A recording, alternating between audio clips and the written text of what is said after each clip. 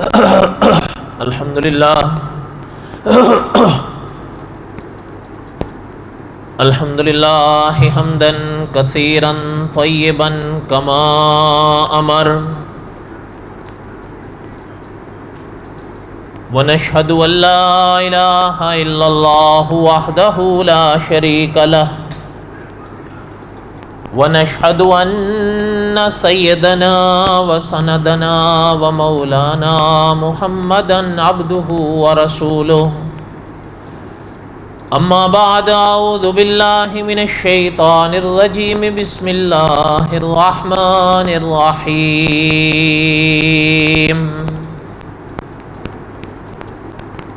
नहनु नक़ुस्सु अलैका अहसनल क़सस बिमा औहैना इलैका हाज़ल क़ुरआन व इन कुन्त मिन क़ब्लिही लमिनल गाफ़िलीन।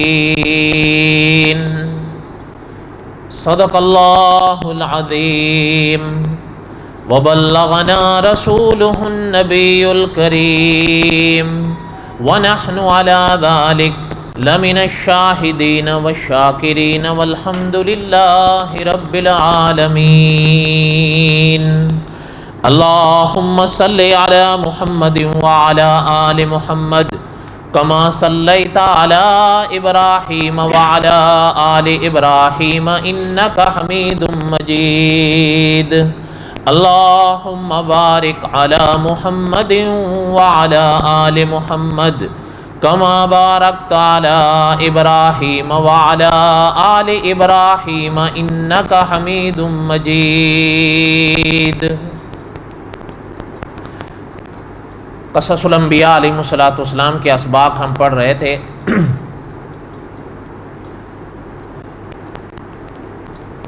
गुज़श्ता से पेवस्ता जुमा में अर्ज़ ये कर रहा था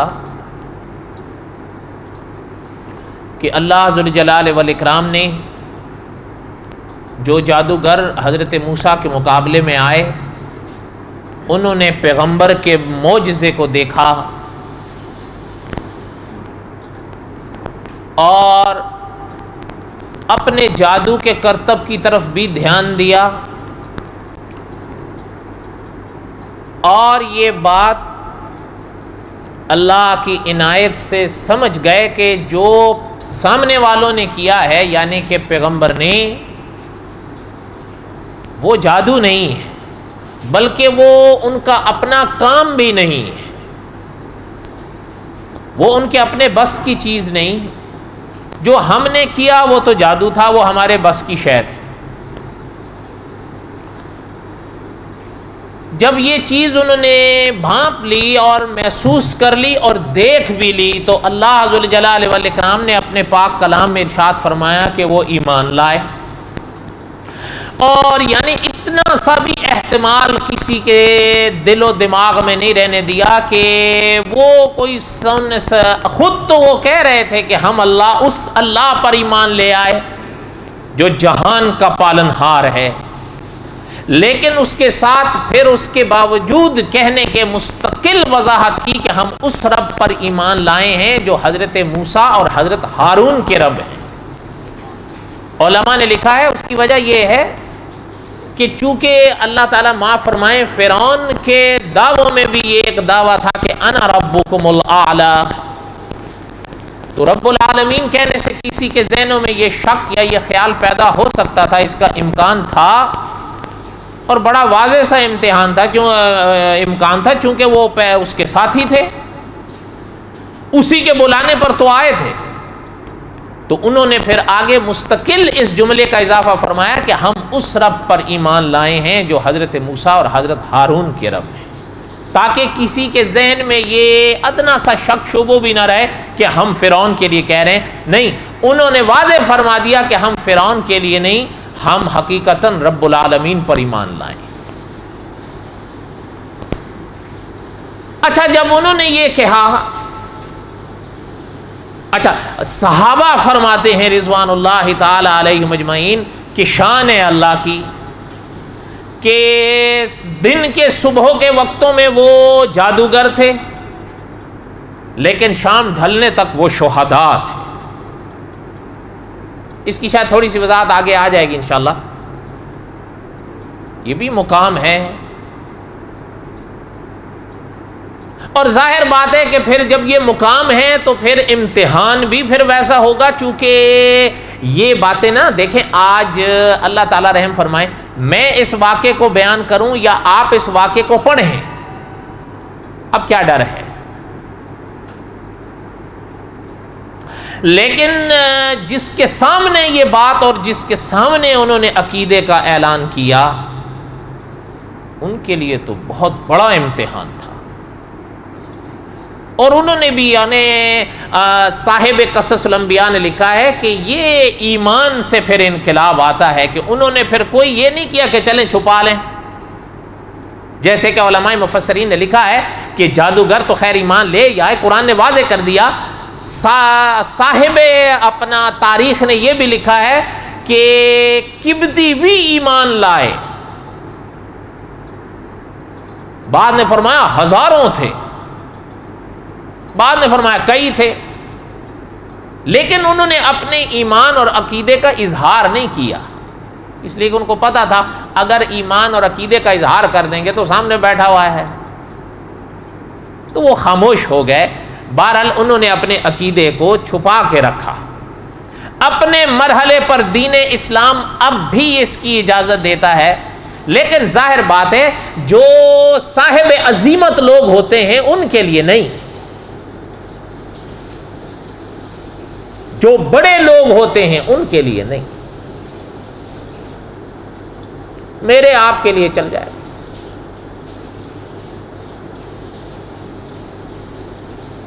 कितनी खामोश हो गए, लेकिन जादूगरों ने जो है वो अपने अकीदे का खुल के इजहार किया। साहिब क़ससुल अंबिया लिखते हैं कि ये ईमान का असर था। जाहिर बात है जब ईमान इतना पुख्ता था तो फिर मुकाम भी कुदरत ने बढ़ा दिया।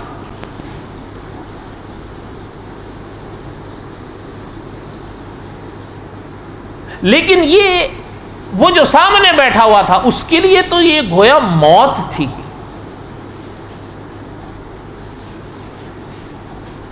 क़ाल फ़िरऔन आमनतुम बिही क़ब्ल अन आज़न लकुम इन्न हाज़ा लमक्रुन मकरतुमूहु फ़िल मदीना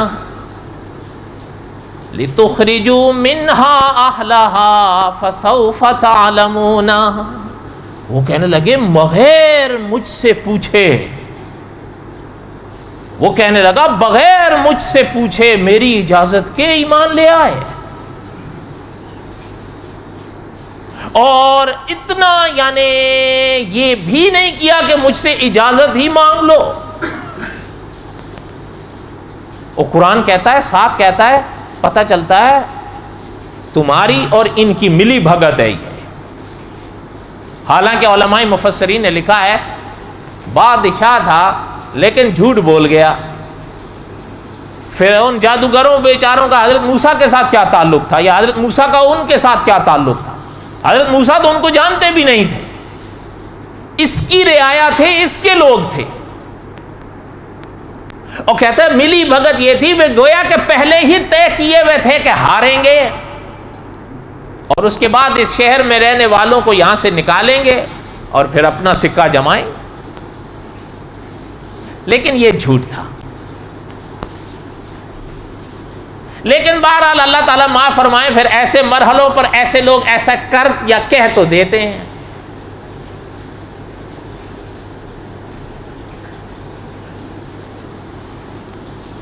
वो कहने लगा कि अच्छा, ये कहने के बाद उसने मुख्तसर करें, उसने वो कहने लगा कि अब जब ये किए हो, अब इसका नतीजा भी देखो।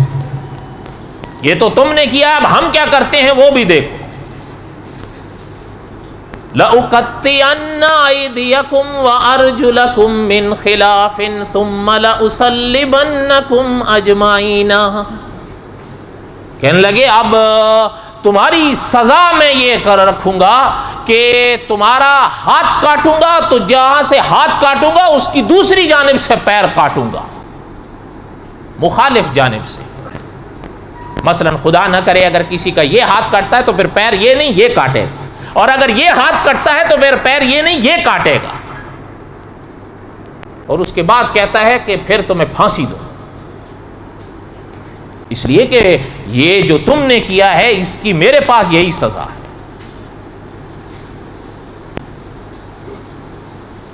अच्छा, एक लफ्ज है ना, दो, अल्लाह ताला वैसे पनाह नसीब फरमाए अपनी, चोर और डाकू, ये दोनों एक ही तारीफ में आते हैं या अलग अलग? बोलो। चोर की सजा तो आपने आमतौर पर पढ़ी भी होगी, सुनी भी होगी। दीन इस्लाम की शरीयत में अगर उसका वो जुर्म उस मिकदार में साबित हो तो क्या रखी है इस्लाम ने? और कुरान पाक में सूरत आती है सूरत माइदा। सूरत माइदा में कुरान ने डाकू की यह सजा रखी है जो फिरौन जादूगरों को बयान कर रहा था। आप पढ़ें सूरत माइदा में डाकू की यह सजा। बहरहाल इस पर बड़ी अजीबोगरीब अबहास है, अल्लाह ने मौका दिया तो शायद अपने मकाम पर आएंगी। कहने का मकसद यह है कि उसने ये कहा कि जब ये किए हो तो फिर अब मेरी सजा भी दे। उसके लिए तो मौत थी ना। अब आगे जादूगरों का जवाब सुनो। कालू इन्ना इला रब्बिना मुनक़लिबून। जादूगर कहने लगे अगर आप ये सजा दोगे तो दे दो, हम उस सजा से नहीं बच सकते, अपने रब से मुलाकात तो कर सकते। कालू इन्ना इला रब्बिना मुनक़लिबून, हम अपने रब से मिल रहे। और सूरह तौहा में उनका बयान ये भी अल्लाह ने बयान फरमाया कि कहने लगे कि फिरौन तू क्या कर सकता है, ज्यादा से ज्यादा तू अपनी सजा जो देगा वो इस दुनिया तक देगा, हम मर के उस दुनिया में अपने रब से मिल लें, और क्या कर लेगा। यानी ईमान देख। तो साहिब कससल अंबिया ने लिखा है कि देखें, अपना एक आलिम थे, फौत हो गए, बड़े वो फरमाया करते थे बड़ी अजीब बात, अल्लाह ना करे, अल्लाह ताला तो हर एक की हिफाजत फरमाए, हम तो किसी का बुरा नहीं चाहते, लेकिन उन्होंने बड़ी अजीब बात लिखी। वो फरमाते थे कि अगर आज, काफ़ी पुरानी बात है, उनके अल्फाज नकल कर, वो कह रहे थे अगर आज वो कह देना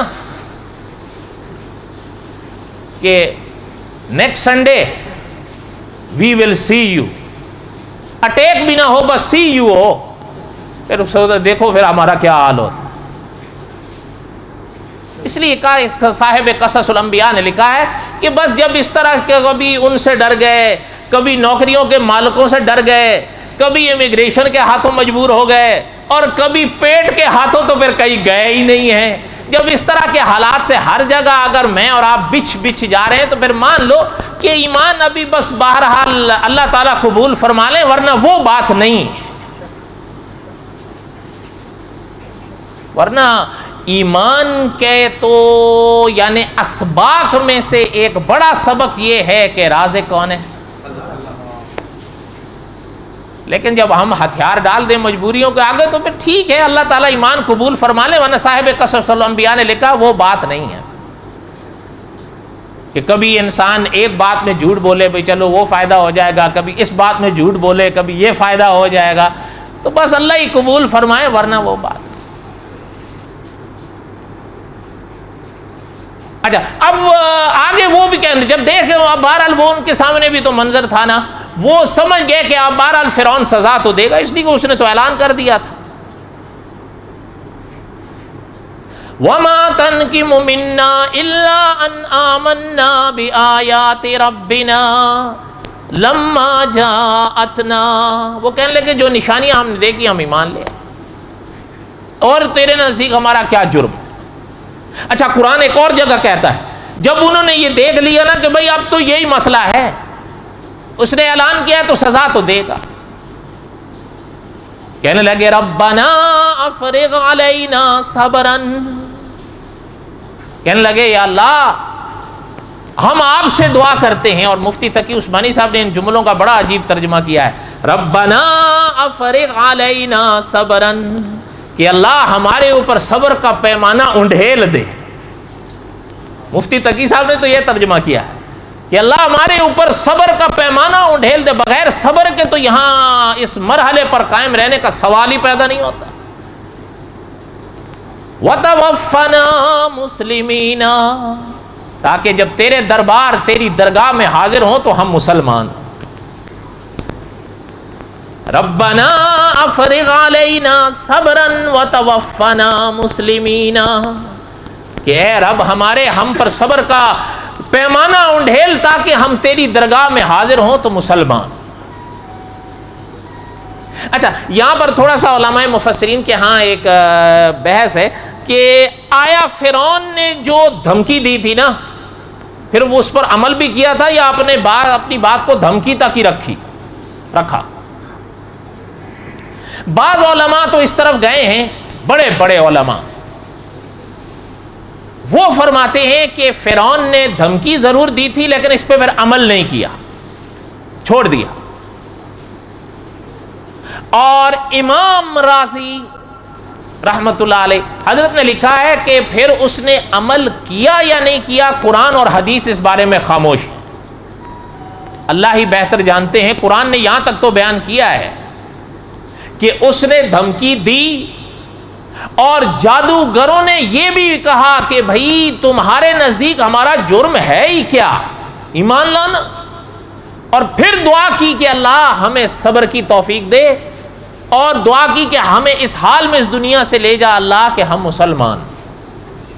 इसके बाद उलमा ने लिखा है तो कुरान और हदीस में तो इसकी वजाहत नहीं मिलती कि फिर आया उसने अपनी धमकी पर अमल भी किया या। बात समझ आई? अलबत्ता आपके हमारे मुल्क के एक बहुत बड़े आलिम गुजरे हैं, फौत हो गए। हजरत रहमतुल्लाह अलैह ने लिखा है कि देखें ये अबहास तो हैं कि एक कौल ये है, एक फरमान की ये है कि नहीं दी, उसने धमकी दी लेकिन सजा नहीं दी। दूसरा ये है कि खामोशी है।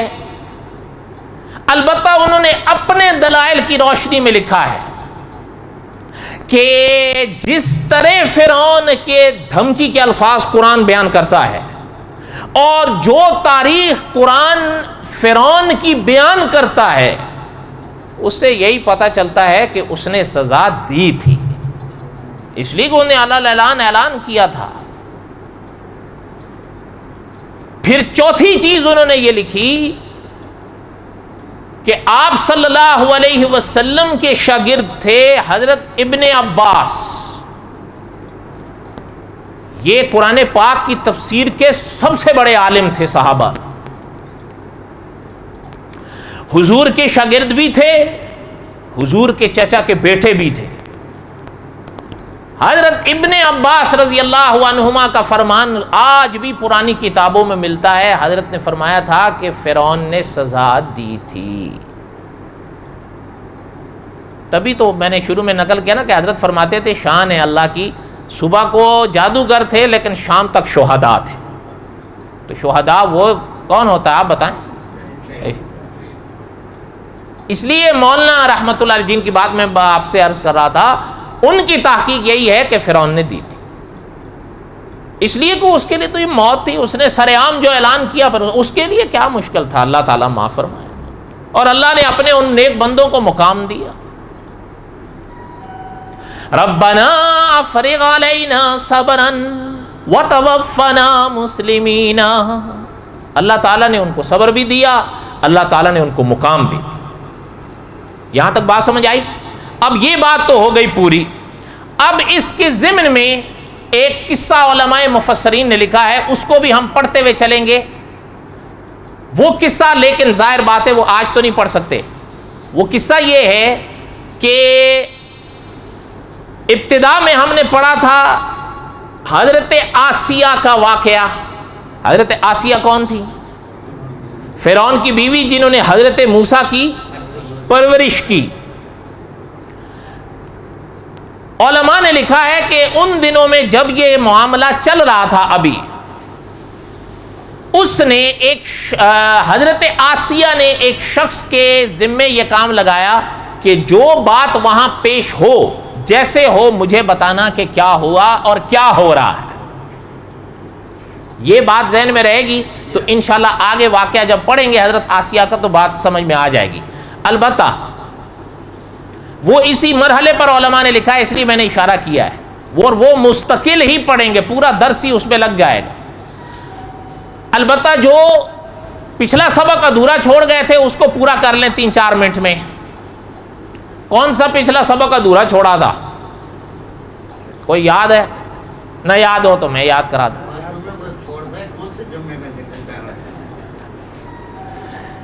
याद है मैंने एक वाक़या बयान किया था जो अधूरा रह गया था गुज़श्ता से पवस्ता जुमा, इमाम राजी रहमतुल्लाह अलैह का। अब याद आया कि नहीं याद आया? अभी भी नहीं याद आया। आपको याद होगा मैं अर्ज ये कर रहा था कि इमाम राजी रहमतुल्लाह अलैह ने कलाम पाक की तफसीर लिखी है, तफसीर कबीर। उसमें सूरत आले इमरान की तफसीर जब हजरत ने लिखी है ना, सूरत आले इमरान में इस पाक सूरत का जो रुख है वो ईसाइयों की तरफ है, और जो आप सल्लल्लाहु अलैहि वसल्लम का अब्दुल मसीह से मुनाजरा या मुबाहला तय होने जा रहा था, मुनाजरा तो हुआ, मुबाहले पे बात आई थी, वो सूरत आले इमरान में है। उस मौके पर इमाम राजी रहमतुल्लाह अलैह ने अपना वो वाक़या लिखा है जो मैंने उस दर्स में थोड़ा सा नकल किया था, उसको सुने ताकि पूरा हो जाए। इमाम राजी रहमतुल्लाह अलैह ने ये बात लिखी है कि जब मैं ख़वारिज़म में था तो मुझे पता चला कि एक ईसाई पादरी साहब आए हैं जो ईसाई मज़हब के बड़े मुहक्किक होने के मुद्दई हैं, दावा है उनका। इमाम राजी रहमतुल्लाह अलैह ने लिखा कि मैं मुलाकात के लिए चला गया, और मुलाकात करते वक्त पादरी साहब से हजरत ने फरमाया कि अगर मौका हो तो आप और मैं कुछ आपस में तबादला ख्याल ही कर लें। हजरत चिनौटी साहब रहमतुल्लाह अलैह फरमाया करते थे कि ये काम आप उसी वक्त कर सकते हैं जब आपके पास इल्म का इतना मवाद हो कि आप सामने वाले को कोई शय नहीं समझे, वरना तो हमारे पास वो बाइबल लेकर आए हम वहीं ढेर हो जाए। इमाम राजी रहमतुल्लाह अलैह ने फरमाया कि अगर आप इजाज़त तो कोई तबादला ख्याल करो। कहा जी बिल्कुल। इमाम राजी रहमतुल्लाह अलैह ने लिखा है कि हमारी आपस में गुफ्तगू होनी शुरू हुई तो उसने सबसे पहला सवाल मुझसे ये किया कि मुहम्मदुर रसूलुल्लाह की नबूवत पे दलील दीजिए सल्लल्लाहु अलैहि वसल्लम। इस पे मैं अभी बात नहीं कर रहा, ये अल्लाह ने अगर ज़िंदगी दी तो इंशाअल्लाह क़ससुल अंबिया के आखिर में आएगा। हज़रत फरन ने जो जवाब दिया वो अल्लामा कैरानवी रहमतुल्लाह अलैह ने 3 सफ़ात में लिखा है। वो बात तो ख़त्म हो गई, उसने तो सवाल कर लिया था, हज़रत ने जवाब दे दिया। अब हज़रत की बारी आई थी ना, अब हज़रत ने पूछना था। हज़रत फरमाते हैं मैंने उन पादरी साहब से पूछा कि आप हज़रत ईसा को खुदा या खुदा का टुकड़ा क्यों मानते हो? उसने कहा जाहिर सी बात है कि इसलिए मानते हैं कि मुर्दे हज़रत ईसा के हाथ पे जिंदा हुए हैं, और ये आपके कुरान में भी है। और ये बात पादरी साहब की सही थी या गलत है? व उबरिउल अकमहा वल अबरसा व उहयिल मौता बिइज़्निल्लाह, ये तो कुरान में है। उन्होंने कहा कि ये इसलिए हम हज़रत ईसा को खुदा या खुदा का टुकड़ा मानते हैं या हज़रत ईसा के अंदर खुदा का हुलूल मानते हैं कि मुर्दे हज़रत ईसा के हाथ पे जिंदा हुए हैं। पादरी साहब की बात समझ आई? अब जरा इमाम राजी रहमतुल्लाह अलैह के जवाब सुने, लेकिन हाजिर दिमाग रख के, वरना बात नहीं समझ में आएगी। इमाम राजी रहमतुल्लाह अलैह फरमाते हैं कि मैंने उनसे कहा कि भाई पादरी साहब पहले एक बात बताइए जवाब सुनने से पहले कि आपका क्या ख्याल है, आप इस शय को मानते हो कि दलील के ना होने से मदलूल का ना होना लाजिम नहीं आता? ये बात इल्मी है, लेकिन अगर थोड़ा सा गौर करें तो 2 लफ्ज़ों में समझ में आ जाएगा। ये कायनात जो है ये अल्लाह के पाक वजूद की दलील है या नहीं? गौर करके बताएं, है ना? है या नहीं? लेकिन मैं आपसे पूछता हूं, जब से अल्लाह है तब से कायनात है? ये तो बाद में अल्लाह ने बनाई है ना, लेकिन अल्लाह तो वो ज़ात है जो हमेशा से हमेशा तक है। कायनात तो बाद में अल्लाह ने हुक्म दिया तो बन गई। लेकिन एक वक्त ऐसा था, इस अकीदे से पता चलता है अल्लाह की पाक ज़ात तो थी लेकिन कायनात तो नहीं थी, है या नहीं? तो दलील तो नहीं थी लेकिन मदलूल तो था ना। तो पता चलता है दलील अगर किसी वक्त ना भी हो, मदलूल अपनी जगह पे मौजूद होता है। दलील के ना होने से मदलूल ना हो ये ज़रूरी नहीं है। अब हजरत की बात समझ में आ गई है या नहीं आई? आप भी इमाम राजी रहमतुल्लाह अलैह फरमाते हैं, मैंने उनसे कहा कि आप इस बात को मानते हैं कि दलील के ना होने से मदलूल का ना होना लाजिम नहीं आता? हजरत ने फरमाया, अच्छा वो चुप सुन रहे। हजरत ने फरमाया, मैंने उनसे कहा कि जो दलील आपने दी है कि हजरत ईसा को आप खुदा का टुकड़ा या खुदा का हुलूल इसलिए उनमें मानते हैं कि हजरत के हाथ पे मुर्दे, तो मेरे और अंदर खुदा नहीं है, इसका क्या सबूत है? पादरी साहब ने कहा, बड़ा वाज़ेह फ़र्क है, इसलिए कि आपके और मेरे हाथ से मुर्दे जिंदा नहीं हुए। जिंदा होते तो साबित हो जाता कि हमारे अंदर भी खुदा है।